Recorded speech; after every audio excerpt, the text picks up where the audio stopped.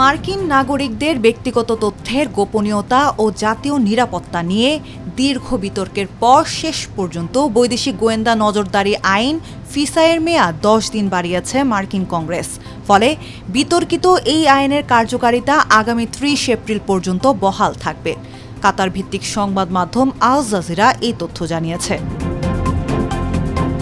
17 April মার্কিন প্রতিনিধি পরিষদে বিলটি পাশ হওয়ার পর সিনেটেও তা অনুমোদিত হয়। মার্কিন প্রেসিডেন্ট ডোনাল্ড ট্রাম্প দীর্ঘ সময়ের জন্য আইনটি বাড়ানোর চেষ্টা করলেও সেটি ব্যর্থ হওয়ায় আপাতত স্বল্পমেয়াদী সমাধানের পথ বেছে নিয়েছেন দেশটির আইন প্রণেতারা।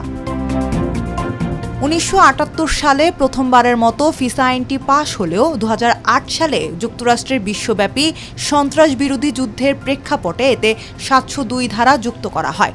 তবে পরে জানা যায় সাবেক মার্কিন প্রেসিডেন্ট জর্জ ডব্লিউ বুশের সময় থেকেই এমন নজরদারি কার্যক্রম চলছিল, যা পরে এই আইনের মাধ্যমে বৈধতা পায়।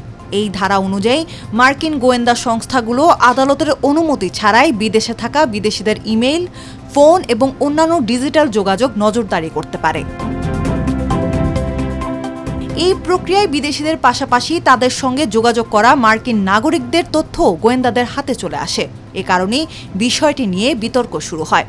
সাধারণত এই ধরনের তথ্য সংগ্রহে আদালতের পরোয়ানা দরকার হয়, কিন্তু সমালোচকদের অভিযোগ এই আইনের মাধ্যমে অনেক ক্ষেত্রে সেই প্রক্রিয়া এড়িয়ে যাওয়া হয়। তারা একে গোপন অনুসন্ধান বলে আখ্যা দিয়েছেন। প্রেসিডেন্ট ট্রাম্প শুরু থেকেই এই আইনের মেয়াদ কোনো পরিবর্তন ছাড়াই অন্তত 18 মাস বাড়ানোর পক্ষে ছিলেন। গত 15 এপ্রিল সামাজিক যোগাযোগ মাধ্যমে দেয়া এক পোস্টে তিনি লিখেন, বিদেশে থাকা আমাদের সৈন্য ও দেশের মানুষকে সন্ত্রাসী হামলা থেকে রক্ষা করতে ফিসা অপরিহার্য। তবে ট্রাম্পের এই অবস্থান তার নিজের দল রিপাবলিকান পার্টির ভেতরেও বাধার মুখে পড়ে।